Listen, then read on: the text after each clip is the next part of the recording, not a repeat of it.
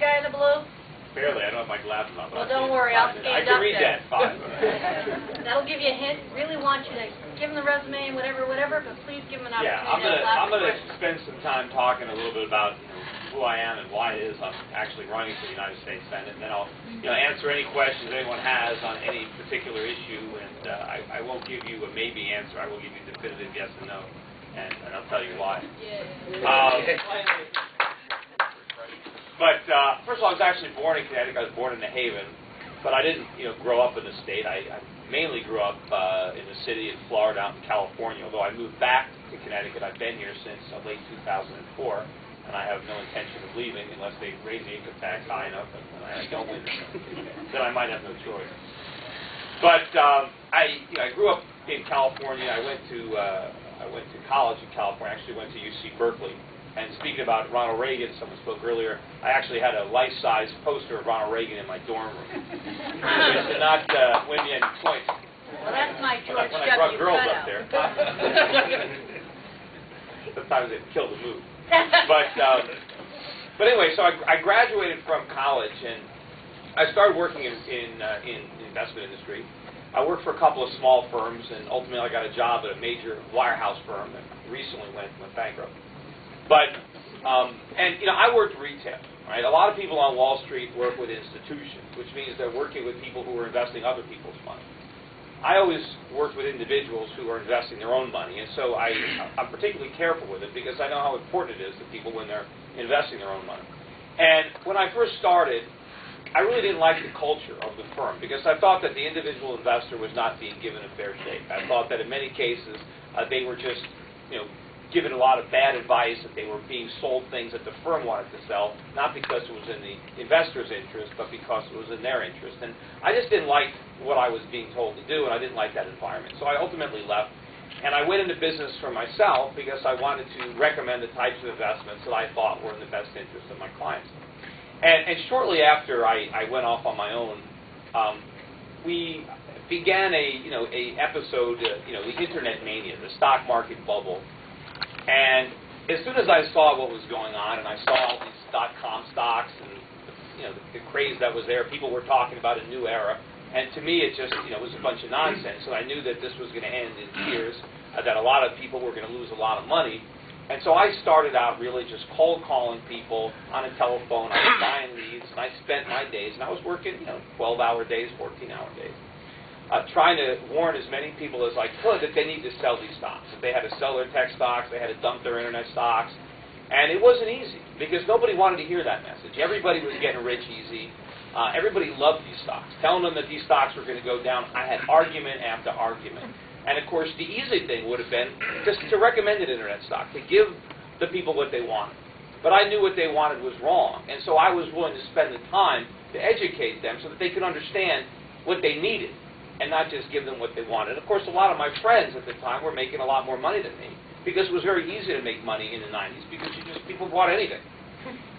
But I was trying to convince them the basics of investing and getting them out of these stocks. And there were people who listened to me. The majority of the people didn't.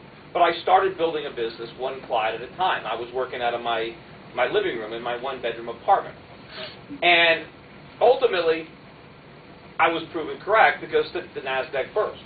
And a lot of people who were making fun of me because, when I was calling them up, telling them to sell a stock, I'd call them again, and then it had doubled, and they'd be making fun of me because they.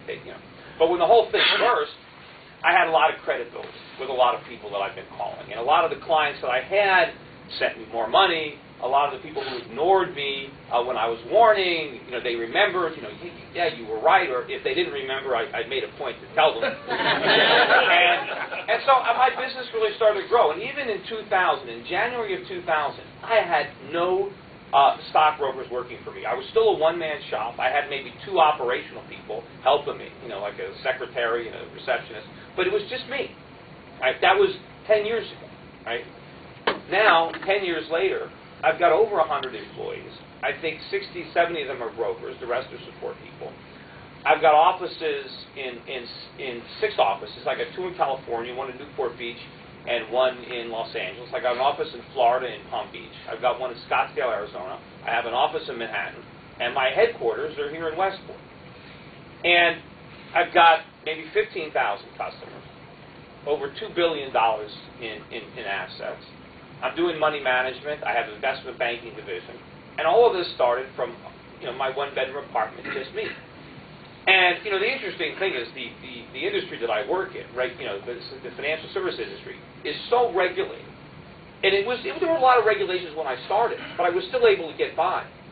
Impossible today. The government has added so many rules and regulations that there's no way a guy who's frustrated with a big Wall Street firm can go out and launch his own brokerage firm the way I did. It is impossible. I have 7 people that work for me that do nothing but comply with government regulations. That's all they do. And none of these regulations stopped Bernie Madoff from running a giant Ponzi scheme. They're not doing anything to protect investors. My legal bills are off the chart. My lawyer makes more than I used to make 5 or 6 years ago, just a lawyer for the firm.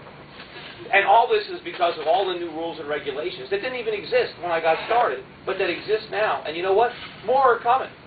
So it's going to get even worse. But what really built my firm up was not necessarily that I predicted the NASDAQ bubble. And it wasn't because I was any genius. It was everybody else was just idiotic that they could have believed this nonsense. But people got caught up in it. But when the NASDAQ bubble burst, I had been convinced that there was going to be a pretty severe recession. Because during that period of time, during the 1990s, a lot of mistakes were made. I mean, money was invested foolishly. Companies did not have capital. They never should have got any capital. So money was going in all the wrong places. We were funding all these, dot-com companies. Meanwhile, in manufacturing, real businesses were being starved for capital because it was going in the wrong place. And so when the bubble burst, I knew that we were going to have to cleanse the economy of those mistakes. We were going to have a recession as we reallocated resources more efficiently. So the recession really wasn't the problem. The bubble was the problem. The phony boom was the problem. The recession is where we were going to right those wrongs. But unfortunately, our leaders in Washington, for political reasons, did not want that recession. They wanted to fight it. George Bush wanted to fight that recession, and the only weapon they had was stimulus. And so we had fiscal stimulus, which meant we ran deficits. And we had monetary stimulus, which means the Fed slashed interest rates down to 1%.